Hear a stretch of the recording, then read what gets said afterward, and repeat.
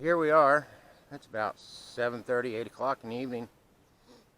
Finally cooled down enough to go fish. So this is going to be kind of tricky because the lake levels are super low. We've had a lot of really high heat and humidity, and the fish are probably a little lethargic. But I think I can take into account where the drop-offs are by comparing them to the shorelines and kind of doing a little fuzzy math to get to the ledges where the crappie should be hiding. So let's go out and let's see what we can catch. And I'll see you out there.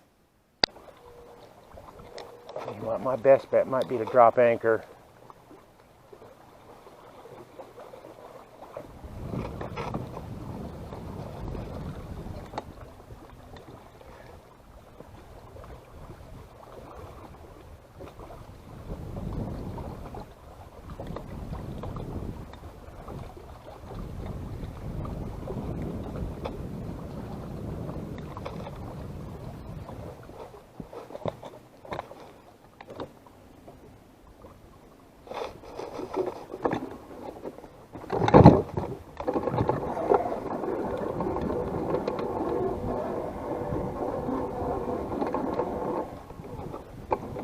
Okay, now I can focus on fishing rather than trolling motor. Trying to just kind of finesse that lure along the bottom. Get the fish interested in it and then pop it above eye level.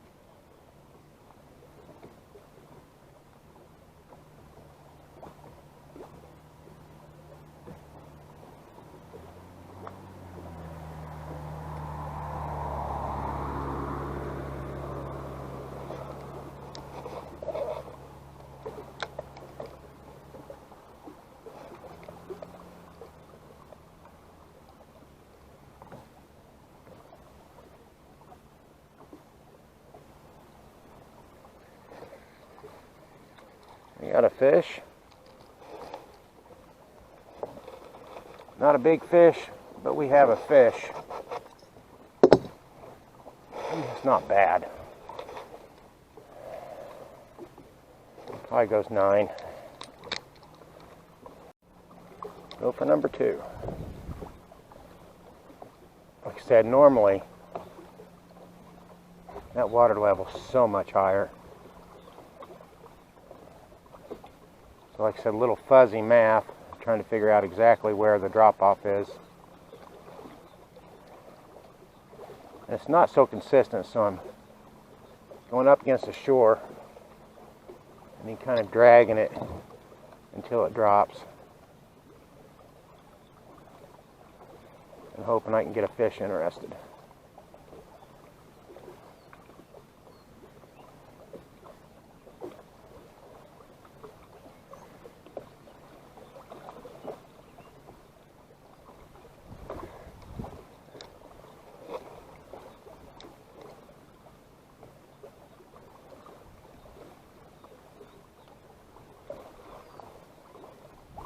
I got a hit here. There's a fish.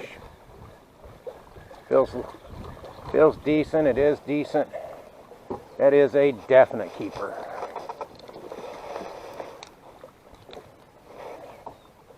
I believe that one will go well with some mashed potatoes. Well, I barely had him hooked. He's got some wounds going on there.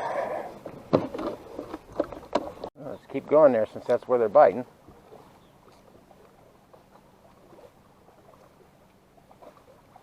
Like I said, this is crappie fishing, folks. You keep going to the well until they're not hitting anymore. I mean, if you catch a lot of really small ones, go ahead and move on, because my experience has been is the small fish tend to hang out together. You've probably heard me say it before. It's like you hit a fish daycare center or something. All the parents are at work or whatever.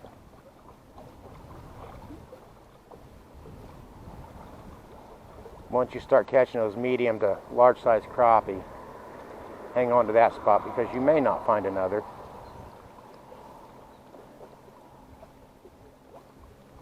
Or someone else will move in right behind you.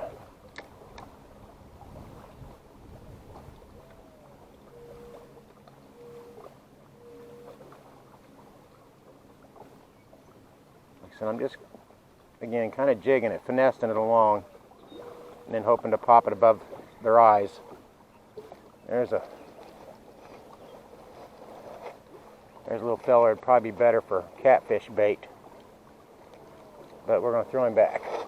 Goodbye. Now, a lot of fishermen think that when the spring is gone and the hot weather hits, that the crappie fishing is finished until fall, and that's just not true. I mean, I'm out here, it's 90 degrees, 87 maybe by now, but it's been in the 90s, mid to upper 90s for several days. And you know, here we are in July. Fish always need to eat, always. It's just a matter of finding them and presenting the food, understanding their behavior a little bit.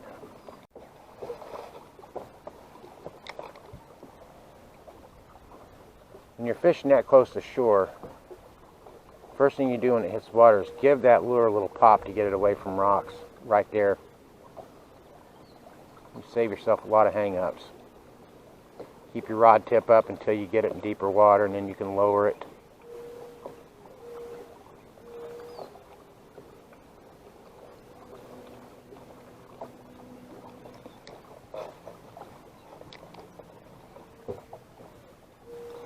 Yeah, that was a bluegill.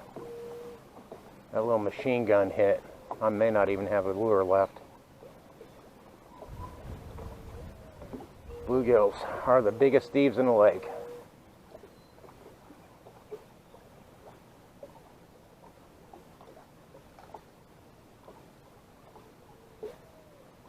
He about got it.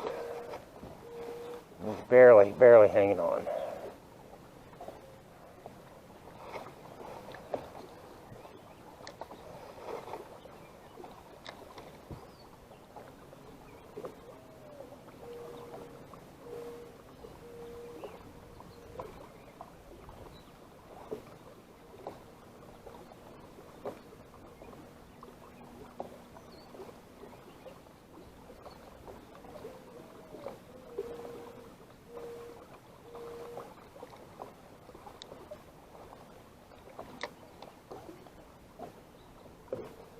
There's something. I kind of thought so, how closely it bit to the shoreline. It got itself off hook. I'm okay with that. Oh, missed one. Bummer. We'll get right back over there.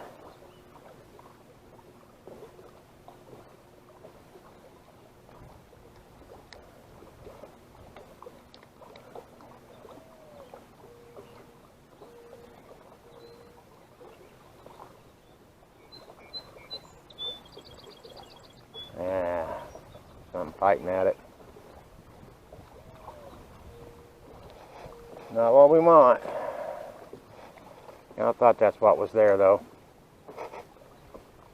Oh, he got it through the eye. Let's see if we can get that out of there without blinding him. Okay, so I changed back to the Berkeley Gulp Minnow. So really wasn't getting a lot of action on the other one. Oh, I missed an opportunity. Worried about the trolling motor. Didn't get a hook set. Let's try again.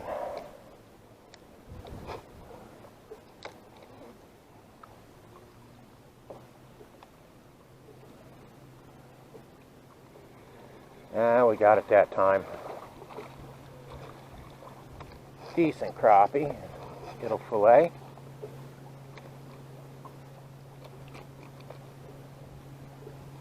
Is going in the bucket.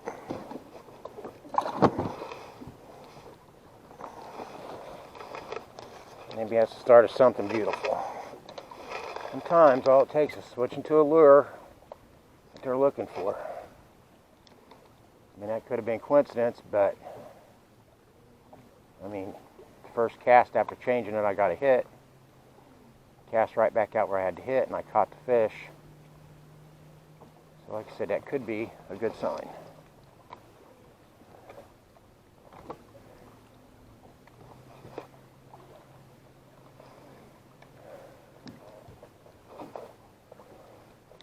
These Berkeley Gulp minnows, they're pretty reliable. Everything will hit them. They're just so soft that it's much easier to lose them to a snag or an aggressive sunfish. The good thing about them is you can always, once they start getting tattered, you can tear them apart. And pretty much any part you use, a crappie will still hit. The bluegill will leave it alone when the tail's gone. I had one there but missed it.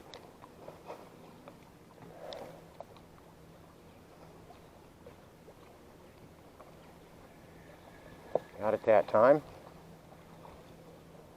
Oh. Well, I may just keep this fat little feller. Yeah, I believe I will.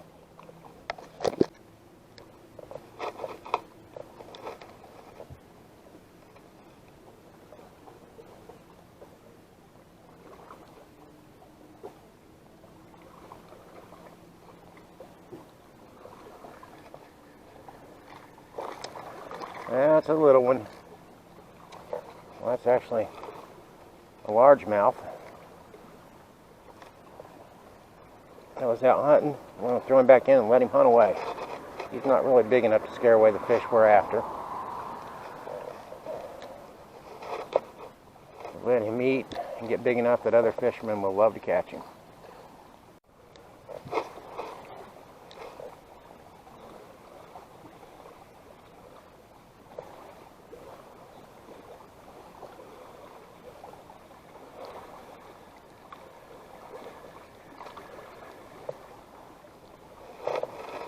No, not what I'm after. Certainly not big enough to mess with keeping.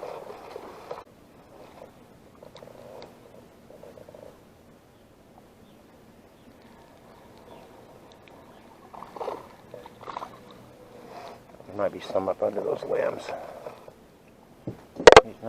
He's not very big. We're going to toss him back.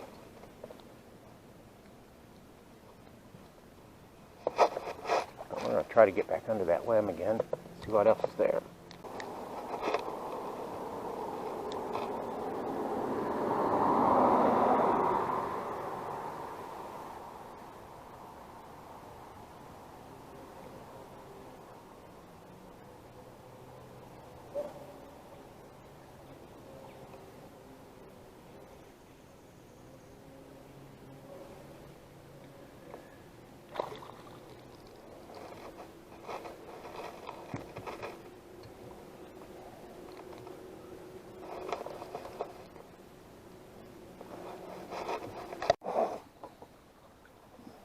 Alright, so camera wasn't on, but there is a bluegill. Pretty thing.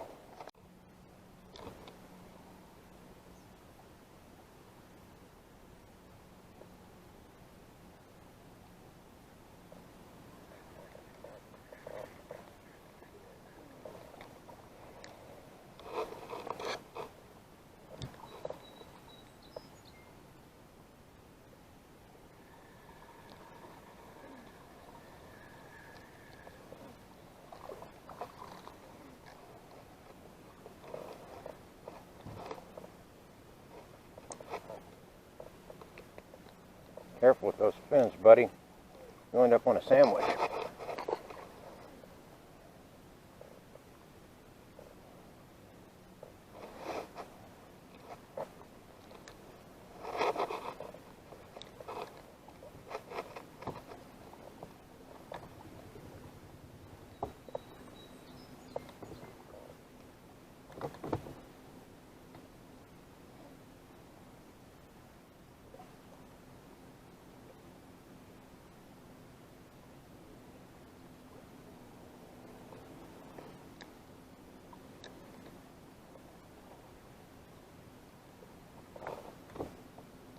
Alright, we're going to hit these docks and then call it a night.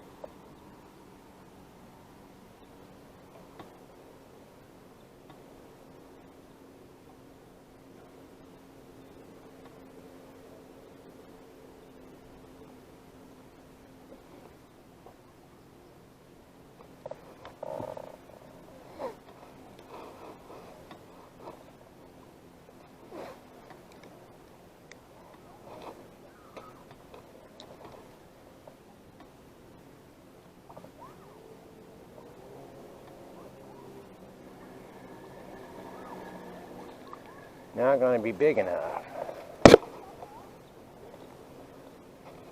I thought there would be crappie there, and there was. Alright, so it got dark enough. I decided to call it a night. I did run into a pocket of crappie that were pretty decent, all medium sized, didn't really keep any. But it seemed like for a while it was cast after cast, just pulling in crappie. But it was a little dark to use my video camera, so I skipped it. I mean, you missed a lot of fish, but you didn't miss any special fish. So anyway, it turns out to be a beautiful night on the lake. I get to go home and fillet these fish. And until next time, folks, I appreciate you coming along with me. If you get a chance to enjoy a lake, take the opportunity. Have a good night.